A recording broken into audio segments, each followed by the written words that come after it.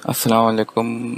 आज हम लोग पढ़ने जा रहे हैं प्रॉब्लम सॉल्विंग स्किल्स। तो प्रॉब्लम सॉल्विंग स्किल्स क्या होती है? देखिए, प्रॉब्लम सॉल्विंग जो है ना, कंप्यूटर का आधार है। कंप्यूटर जो आज हर जगह है, वो इसकी वजह यही है कि कंप्यूटर में प्रॉब्लम सॉल्व करने की एक बहुत ज़्यादा पावर है। तो ये प्रॉब्लम सॉल्विंग इसमें आती कैसे है? ये बनी है एल्गोरिथम के कॉन्सेप्ट पे। एल्गोरिथम एक ऐसा कॉन्सेप्ट है जो आज से 1,000 साल पहले एक मुस्लिम साइंटिस्ट थे, अल ख्वारिज़मी। उन्होंने दिया था कि अगर कोई बड़ी से बड़ी प्रॉब्लम है, इसको अगर हम छोटे छोटे स्मॉल स्टेप्स में डिवाइड कर लें तो हम एक बड़ी से बड़ी प्रॉब्लम को सॉल्व कर सकते हैं। तो आइए जानते हैं कि एल्गोरिथम से है क्या, और उसके बारे में और थोड़ा सा डिटेल में पढ़ते हैं। तो बेसिकली जैसे मैंने बताया कि एल्गोरिथम यही होती है कि स्टेप बाय स्टेप, छोटे छोटे स्टेप्स में एक बड़ी प्रॉब्लम को डिवाइड कर लेना और उसको उसको फिर एक के बाद एक करना। ठीक है। तो जैसे एक बड़ी सी बिल्डिंग है, उसमें हमें चढ़ना है तो हमें एक एक स्टेप करके चढ़ना पड़ेगा, तो हम बहुत बड़ी सी ऊंचाई कवर कर लेंगे। इसी तरह से ये एल्गोरिथम्स होती है। एल्गोरिथम भी क्या होती है, मतलब इसी को एल्गोरिथम कहते हैं। और इसी यही कॉन्सेप्ट का यूज़ कंप्यूटर में होता है बड़ी से बड़ी प्रॉब्लम को सॉल्व करने के लिए। ठीक है।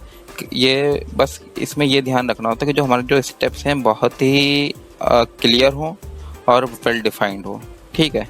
और कोई भी एल्गोरिथम जो होती है, ये जो टेक्निक है, इसका क्या होता है, ये कोई हमेशा नहीं चलने वाली होती है। ये एक ना एक जगह पे एंड हो जाएगी।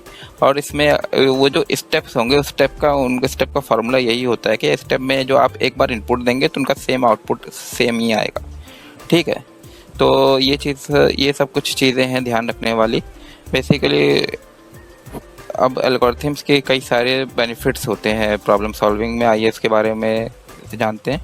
एल्गोरिथम क्या करती है हमारे सॉल्यूशन को? देखिए, ये एल्गोरिथम जो है, ये सब तो बातें चलती हैं कि ये बहुत सारी एफिशिएंट होती है और ये एक जगह से कई जगह इस्तेमाल भी किया जा सकता है। तो बेसिकली एल्गोरिथम समझिए, कोई भी हमें लाइफ में अगर दिक्कत है और हमें वो सॉल्व करनी है, ठीक है, तो वो हम क्या करते हैं, हम कभी कभी होता है कि प्रॉब्लम से दूर हो जाते हैं। उसको दूर नहीं, उसको समझिए, उसको पहले अच्छी तरह से समझिए, फिर उसको इस तरह से डिवाइड करिए कि हम कैसे उसको अप्रोच करें, या मतलब उनमें से उतने हिस्सों में डिवाइड करिए जो आपसे हो सकते हैं। तो आप अगर उसको थोड़ा थोड़ा करके चलेंगे तो इंशाल्लाह बड़ी प्रॉब्लम भी सॉल्व कर लेंगे।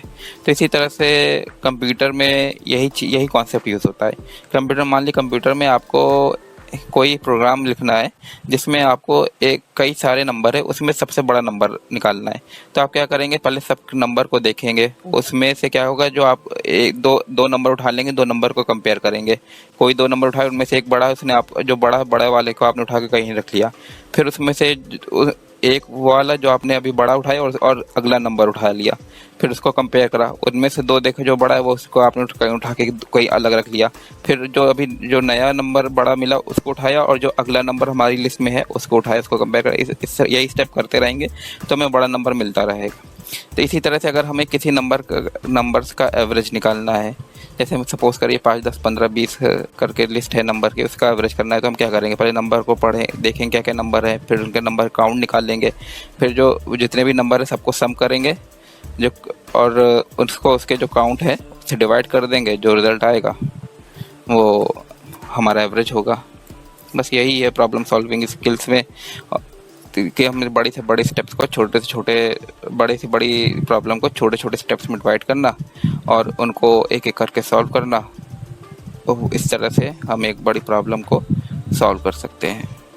तो यही मेन चीज़ होती है प्रॉब्लम सॉल्विंग में।